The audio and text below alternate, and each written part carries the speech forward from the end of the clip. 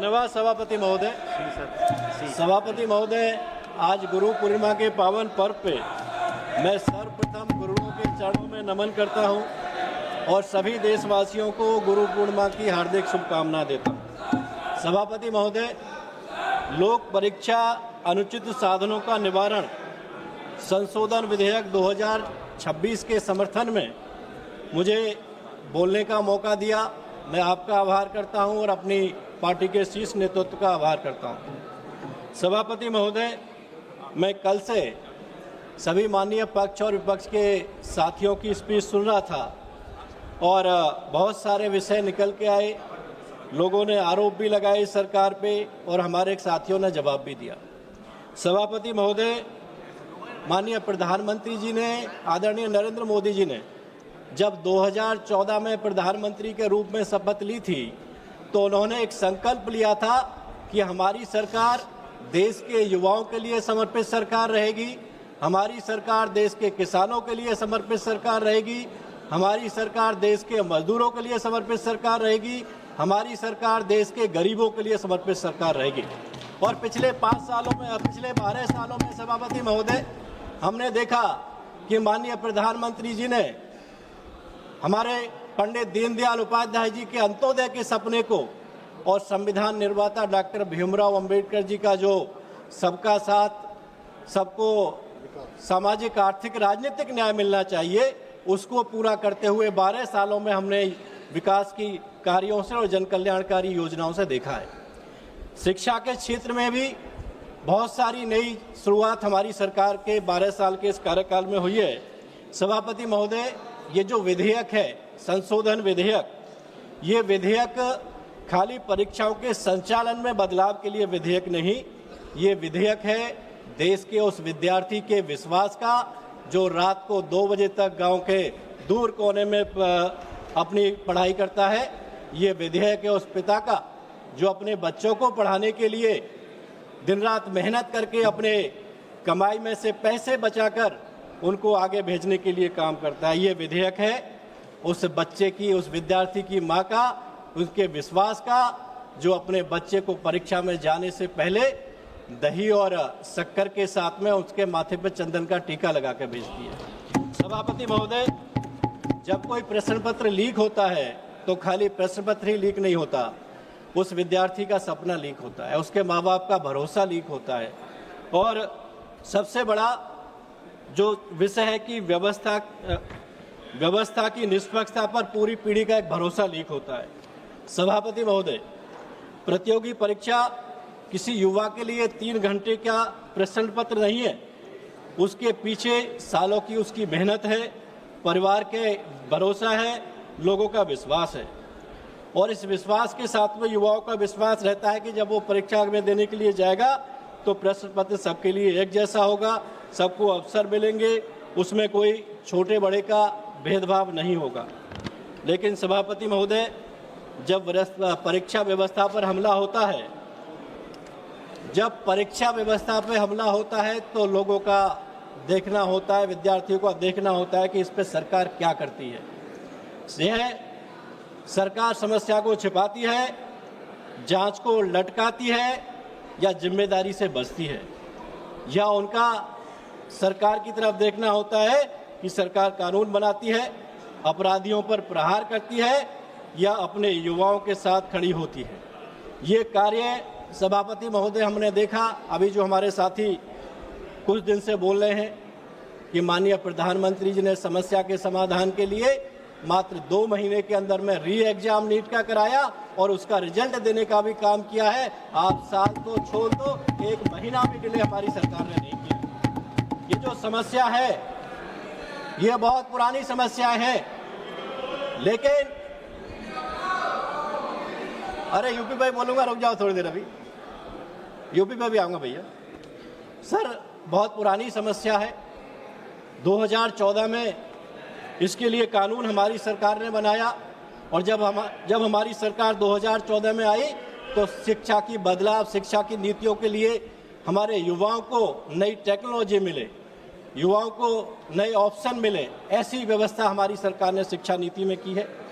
और गांव स्तर पे, क्षेत्र स्तर पे जो हमारे केंद्रीय विद्यालय चलते हैं, विश्वविद्यालय चलते हैं, यूनिवर्सिटियाँ चलती हैं, उनको भी आगे बढ़ाने का काम किया। सभापति महोदय, मैं आपको बताता हूँ कि 2014 में मुझे भी सांसद बनने का मौका मिला, और जब हमारी पहली मानव संसाधन विकास मंत्री स्मृति ईरानी जी थी, उन्होंने मेरे जनपद के केंद्रीय विद्यालय को डबल शिफ्ट में करने का काम किया। आज 2 गुने छात्र उसमें पढ़ते हैं, उसी व्यवस्था पर 2 गुने छात्र पढ़ते हैं। जो हमारे कांग्रेस के साथी बात कर रहे थे सभापति महोदय, 2006 में पेपर लीक हुआ, 2011 में पेपर लीक हुआ, 2012 में हुआ, 13 में हुआ, 14 में हुआ, लगातार होते रहे। लेकिन एक प्रश्न मेरे साथियों से है कि आप लंबे समय सत्ता में थे, जब आपके पास कानून बनाने के लिए कलम थी, तब आपकी कलम वो कानून बनाने के लिए क्यों नहीं चली? पेपर लीक तब भी होते थे। जब आप सत्ता में होते हैं, तो समस्याओं को प्रशासनिक घटना बढ़ा के उसको दबा देते, और जब आप विपक्ष में होते हैं तो उसी मुद्दे को राष्ट्रीय संकट बनाते हैं। ये दोहरापन, ये दोहरा चेहरा ठीक नहीं है सभापति महोदय। मैं देख रहा था जब ये विधेयक आया था, हमारे कांग्रेस के साथी, विपक्ष के साथी हाथ में तख्ती लेके आए थे, उस पर लिखा हुआ था नीट को बंद करो। उसके पीछे क्या मकसद था? मैं आपको बताना चाहता हूं सभापति महोदय कि जब यूपीए की कांग्रेस की सरकार थी, 2014 से पहले जब किसी विद्यार्थी को एडमिशन लेना होता था एमबीबीएस में, तो जो बड़े बड़े कॉलेज हैं, अब हो सकता है कि इन लोगों के इधर के भी कुछ होंगे, उनमें बड़ा डोनेशन उस विद्यार्थी से लिया जाता था, तब एडमिशन मिलता था। लेकिन हमारी सरकार ने आने के बाद ये जो नीट की व्यवस्था शुरू की, इसमें आज एक गांव में रहने वाले किसान के बेटे को, एक मजदूर के बेटे को, एक छोटे परिवार के बच्चे को भी डॉक्टर बनने का सपना साकार करने का काम नीट के माध्यम से, इस विधेयक के माध्यम से हमारी सरकार लेके आई है। हमारी सरकार युवाओं के साथ है, और निश्चित ही जहां लंबे लंबे लोगों से पैसे डोनेशन के नाम पे बच्चों से लिए जाते थे, बड़ी मुश्किल थी कि जो हमारे युवा साथी हैं उनको मौका मिले पढ़ने का। लेकिन 2014 के बाद सोच बदली, युवा को परीक्षा नहीं अवसर देने का काम हमारी सरकार ने किया सभापति महोदय। नकल रोकने के लिए हमारी सरकार ने कदम उठाए हैं। सरकार की सोच व्यापक है। पहले बच्चे को अवसर देने की सोच है, फिर बच्चे को आगे बढ़ाने की सोच है, फिर सुनिश्चित करना है कि उन अफसरों के फैसले से बच्चे की योग्यता के आधार पर फैसले होने चाहिए। सभापति महोदय, शिक्षा के क्षेत्र में बहुत ही ऐतिहासिक काम हमारी सरकार के उसमें हुआ है।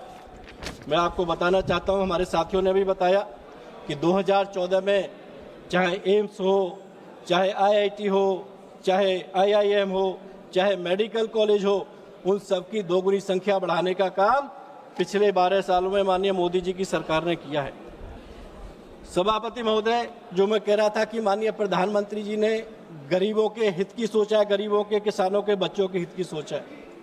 जो गरीबों के बच्चे, उनको पढ़ाई में कैसे आगे बढ़ाएं, गरीब बच्चों को प्रतिभा में अगर पैसे की कमी होती है, किस तरीके से आर्थिक सहयोग उनको करें।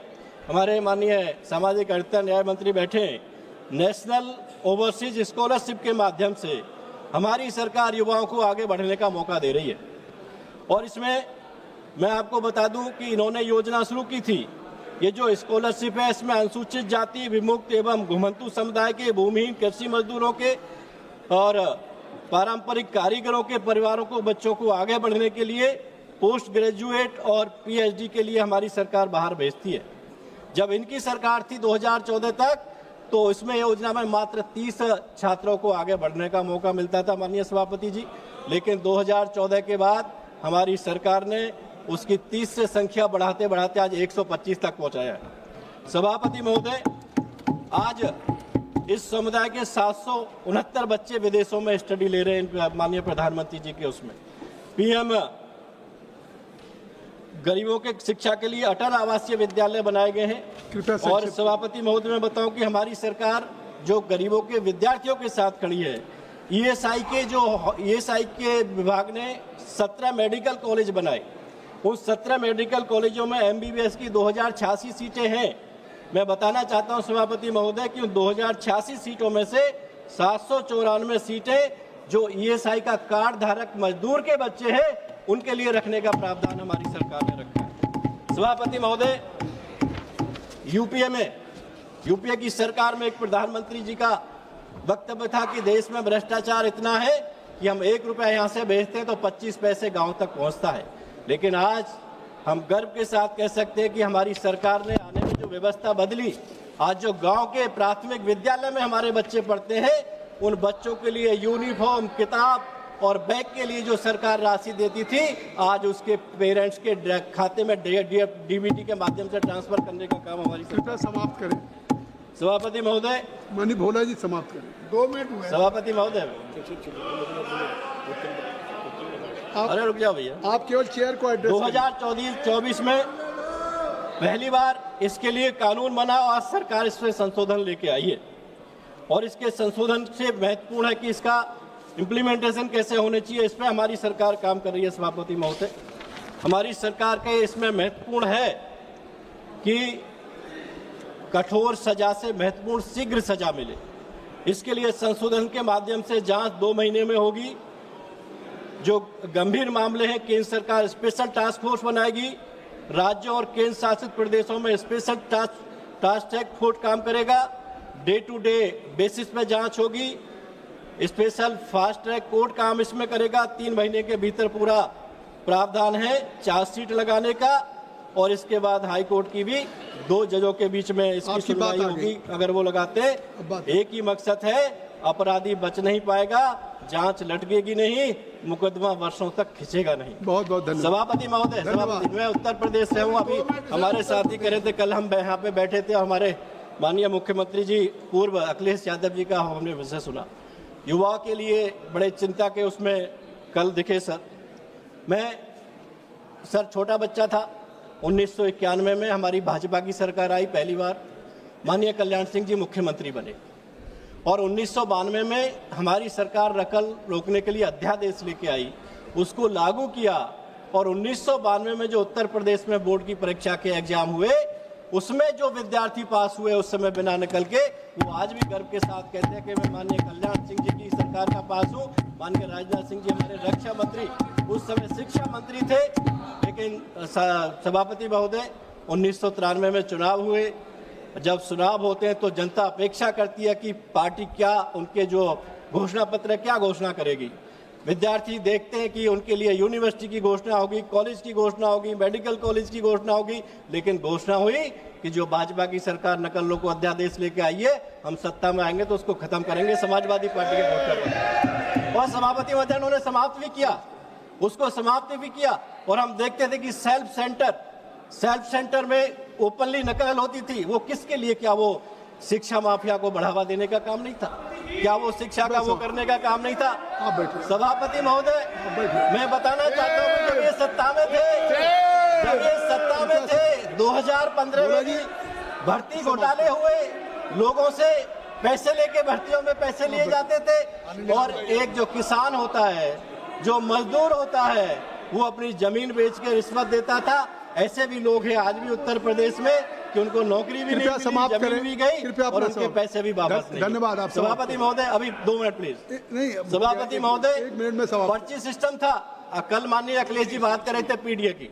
प्लीज सभापति महोदय, अब मैं आपसे, आप मुझसे बहुत बड़े, मैं बस ये जानना चाहता हूँ कि पीडीए की कल आपने बात की, जब आपकी सरकारें थी, आप चेयर को एड्रेस करिए, उनसे मत पूछिए। सभापति महोदय, आपने उस सरकार में देखिए, पिछड़ा वर्ग में उत्तर प्रदेश में 79 जात ओबीसी में आती हैं, तो उसमें कितने ओबीसी जातियों को, कितनों को आपने नौकरी दी, कितनों को आगे बढ़ाया? एससी वर्ग के कितने लोगों को मौका दिया? मैं जानना चाहता हूं सभापति महोदय।